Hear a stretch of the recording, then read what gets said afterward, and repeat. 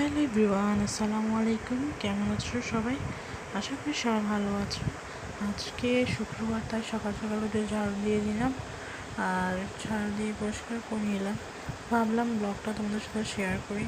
আর এদিকে দেখো আমার ফ্রিজটা খালি করছি, কারণ সামনে কোরবানি, যেহেতু ফ্রিজটা পরিষ্কার করে নেব একটু, তাই ফ্রিজে বন্ধ করে এখনও ছুটিনি, তাই আবার বন্ধ করে রাখলাম। আর বিছানাপত্র গোছালাম আর ওই বিছানা গুছিয়ে এরপর আমরা আবার রান্না করতে যেতে হবে, তাই রান্নার ঠিক এলাম। কিন্তু তারপর দেখলাম আয়নাটা একটু ময়লা হয়েছে, তাই ভাবলাম যে পরিষ্কার করে দিই। তারপর গেলাম রান্না করতে। এগুলো হচ্ছে দুমদল। আর তোমাদের কোন বাসায় এগুলো কী বলে তোমরা কমেন্ট করে জানিও। আর এগুলো হচ্ছে পেঁয়াজ কুটি করে রাখলাম যে ওগুলো রান্না করার জন্য। আমি একটা তেল বসিয়ে তেল দিলাম এবং এটা রান্না করে ফেললাম। আজকে দুপুরের মধ্যে এগুলোই রান্না হবে। আর তোমরা যদি আমার চ্যানেলে নতুন হয়ে থাকো তাহলে অবশ্যই সাবস্ক্রাইব করে দাও, পাশে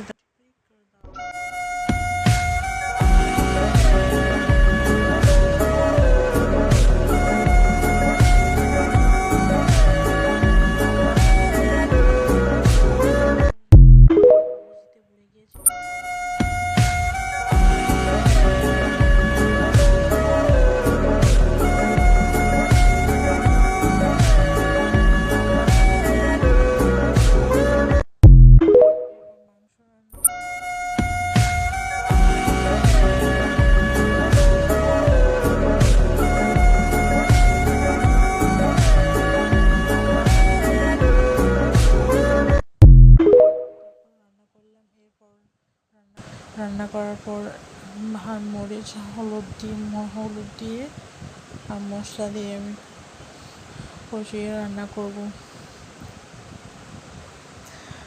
আচ্ছা, তোমাদের আমাদের ভিডিও যদি ভালো লেগে থাকে অবশ্যই একটা লাইক করে দিও প্লিজ, আর পাশে থাকা বেলটি সাবস্ক্রাইব করে দিও।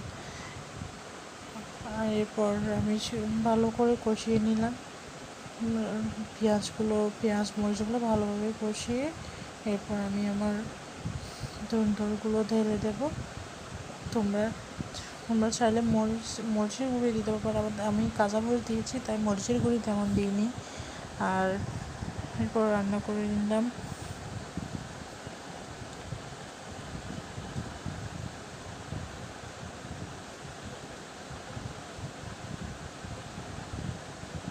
একটু নেড়ে চেড়ে নিলাম যাতে যে ভালো করে। আর এখানে পানি দেওয়ার কোনো প্রয়োজন নেই, কারণ আমরা জানি দলের মধ্যে পানি থেকে বের হয়ে অনেক সময় অনেক বের হবে। এরপরে আমি চাল নিলাম, চালগুলো ধুয়ে নিলাম, চালগুলো ধুয়ে নিলাম। আর সবাইকে আজকে শুক্রবারের জুম্মা মোবারক। আর ঈদের প্রস্তুতি কার কার কেমন চলছে?